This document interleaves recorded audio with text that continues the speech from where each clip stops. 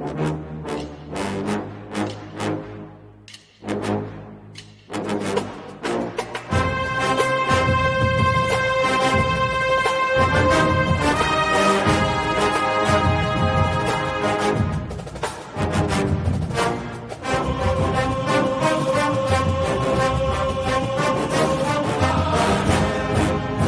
morning, Bucknutters. It is Thursday, August 5th, 2021. I am Dan Rubin. This is the Bucknuts Morning 5 and Change, joined as always on Thursdays by Steve Wiltfong, Director of Recruiting for 24/7 Sports.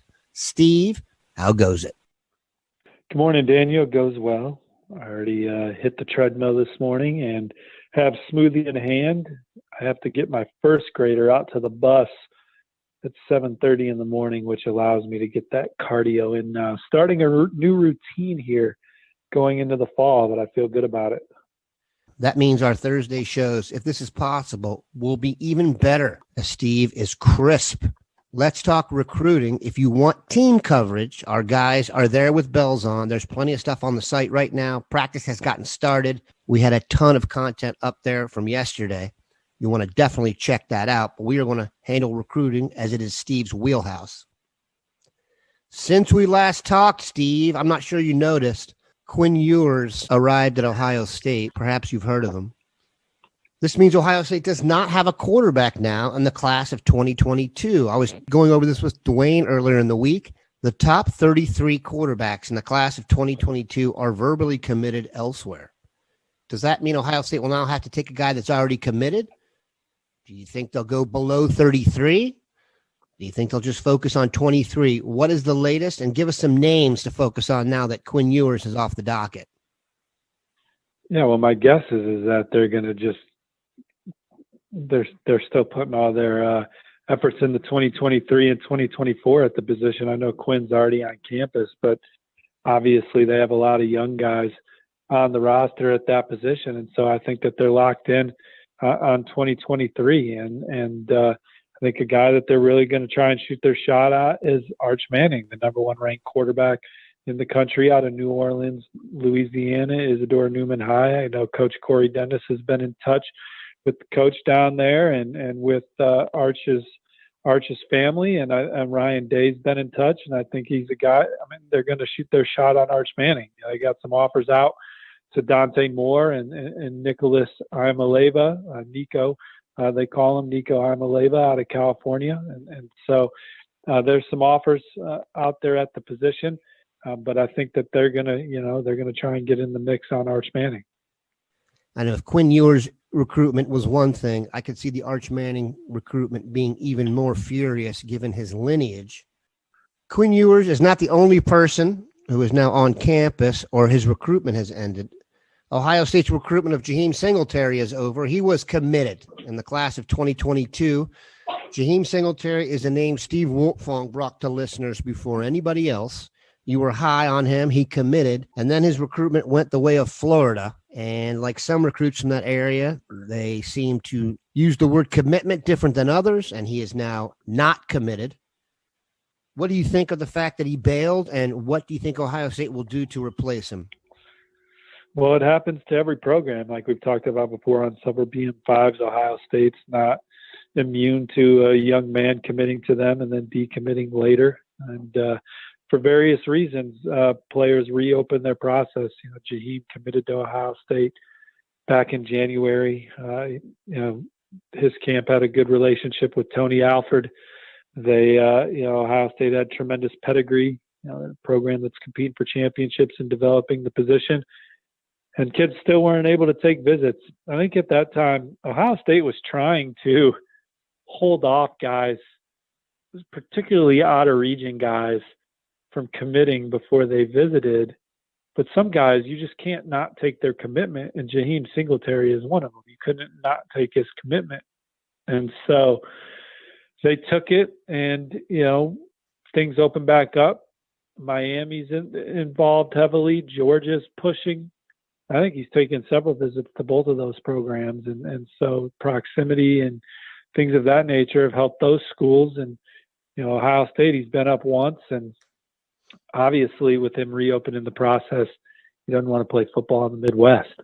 What do you think Ohio State will do with the spot? They already have 3 corners in the class. Do you think they'll try and add at another position? What's your vibe? Well, I think you just look at Ohio State's board, and they're just in on so many blue chippers right now. I don't necessarily know if they feel like they're in a position that they have to take another defensive back because they lost a defensive back. Certainly they're recruiting Zion Branch and Xavier Nwakpa, 2 of the more coveted safeties in the country, and they're near the top of the list for both. Probably have a slight lead for Nwakpa going into the fall as they battle Notre Dame. But I think defensive line and offensive line are big positions of need for Ohio State moving forward as they try and fortify their depth across both fronts moving forward. And so they're in the middle of it for a lot of guys at the point of attack. We're going to take a quick break, come back, and talk about one of those guys. Steve mentioned linemen Ohio State is going after. One of them had a great few days. His rating jumped in the recent top 247 rankings that were released yesterday. And there's some crystal balls rolling towards Ohio State for defensive lineman Derek LeBlanc. Can you tell us why he made the jump and why people have crystal balled him to the Buckeyes? Well, he's one of the top edge guys in the class, and for Ohio State, it's real simple. He hasn't been shy about naming the Buckeyes as leader and told me Ohio State's been his leader for some time. And then I asked him what his future plans were.